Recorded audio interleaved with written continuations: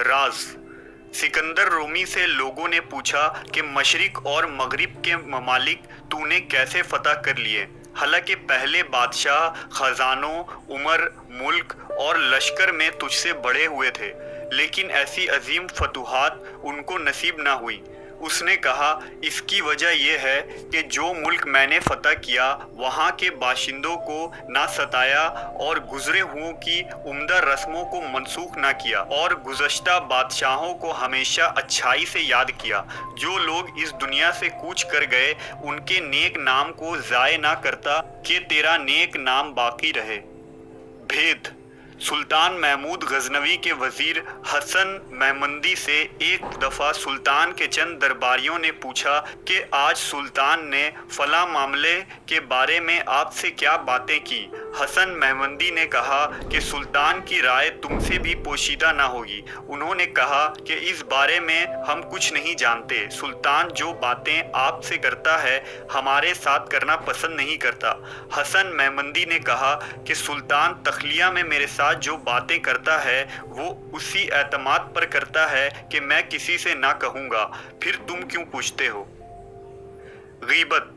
शेख सादी फरमाते हैं कि मैंने बुजुर्गों से सुना है कि दूसरों के ऐब गिनना और पीठ पीछे बुरा कहना बहुत बड़ा गुनाह है, लेकिन 3 आदमी ऐसे हैं कि उनकी गीबत करना और उनके ऐब जाहिर करना जायज़ है।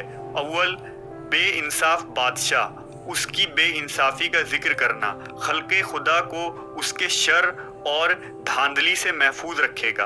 दूसरा, बेहया आदमी, चूंकि वो शर्म व हया का पर्दा खुद फाड़ देता है इसलिए उसकी बेहयाई पर पर्दा डालना भी जायज़ नहीं। तीसरा, कम तौलने वाला दुकानदार, उसकी बेईमानी को लोगों के सामने जाहिर कर देना चाहिए ताकि वो इससे बच कर रहें।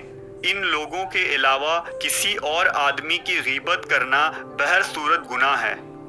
अमीरुल मोमिनीन हजरत उमर फारूक एक तंग गली से गुजर रहे थे कि आपका पांव एक फकीर के पांव पर पड़ गया। फकीर हजरत उमर को नहीं जानता था और यूं भी दुखी आदमी दोस्त दुश्मन में तमीज नहीं करता।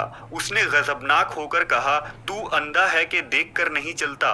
मुनस्सिफ मिजाज अमीरुल मोमिनीन ने निहायत ही आजिज़ी से फरमाया कि भाई, मैं अंधा तो नहीं हूँ, ना दानिस्ता गलती ज़रूर हो गई, खुदा के लिए मुझे माफ़ कर दे।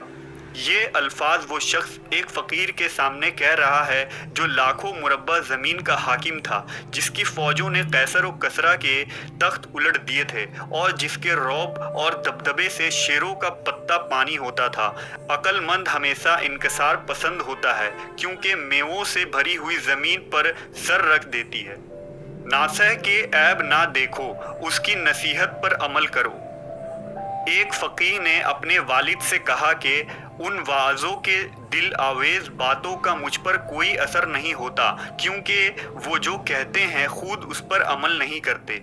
बाप ने कहा, बेटा, महज इस ख्याल बातिल की वजह से नसीहत करने वालों से मुंह फेरना मुनासिब नहीं है। उलमा को गुमराह समझना और मासूम आलिम की तलाश में इल्म से महरूम रहना इस अंधे की तरह है जो एक रात कीचड़ में फंस गया था और कह रहा था, ऐ मुसलमानों, मेरे रास्ता में चिराग रख दो।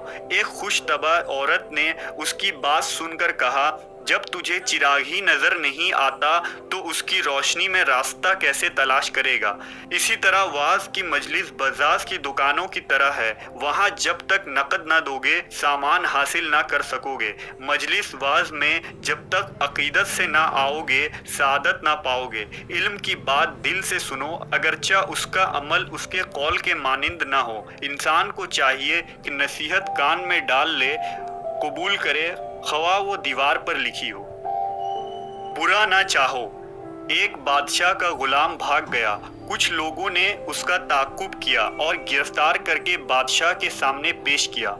वजीर को उस गुलाम से दुश्मनी थी। उसने बादशाह को मशवरा दिया कि उसको कत्ल कर दिया जाए। गुलाम ने हाथ बांधकर अर्ज की कि हुजूर के हुक्म के सामने मेरा सर खम है, लेकिन क्योंकि मैं हुजूर का नमक खाकर पला हूँ इसलिए नहीं चाहता कि क़यामत के दिन आप पर मेरे कत्ल नाहक का इल्ज़ाम लगाया जाए। अगर आप इजाज़त दें तो मैं इस वज़ीर को मार डालूं, फिर इसके क़िसास में आप मुझे कत्ल कर दें। इस सूरत में मेरा कत्ल जायज होगा। बादशाह हंस पड़ा और वजीर से कहा, अब तेरी क्या राय है? उसने कहा, जहां पना मेरे राय में ये मुनासिब है कि खुदा के लिए अपने पिदरे बुजुर्गवार की कब्र के सदक़े में इसको आज़ाद कर दीजिए, ताकि ये मुझे किसी बला में न फंसा दे। जब तू किसी दुश्मन पर तीर चलाए तो ये जान ले कि तू भी उसके निशाने पर है। मर्द शनासी। सुल्तान महमूद गजनवी अपने गुलाम अय्याज पर इस कदर मेहरबान था कि उसे अपना वजीर बना लिया। दूसरे दरबारी हसद के मारे अंगारों पर लौटने लगे और अय्याज के खिलाफ तरह तरह की बातें करने लगे। सुल्तान के कान में उन बातों की भनक पड़ी तो उसने कहा कि इनको अय्याज की खूबियां मालूम नहीं। चंद दिनों बाद सुल्तान अय्याज और दूसरे अरकान दौलत के साथ किसी जगह रवाना हुआ। रास्ते में उसने मोतियों का संदूक घोड़े से गिरा दिया। संदूक टूट गया और सारे मोती जमीन पर बिखर गए। सुल्तान ने हुक्म दिया कि जिसका जी चाहे ये मोती लूट ले। फिर वहां से फौरन अपनी सवारी हटा दी। तमाम दरबारी मोतियों को लूटने में मशगूल हो गए और सुल्तान से जुदा हो गए, लेकिन अय्याज ने मोतियों की तरफ मुड़कर भी न देखा और सुल्तान का साथ छोड़ना गवारा न किया। अब उन हासिदों की समझ में ये बात आई कि सुल्तान अय्याज को क्यों महबूब रखता है। एतबार न करो। एक नजूमी घर आया तो अपनी बीवी के पास एक अजनबी को बैठे देखा। उसने अजनबी को गाली दी और बुरा भला कहा। फिर दोनों एक दूसरे से गुत्थम गुत्था हो गए। शोर और गुल सुनकर लोग जमा हो गए।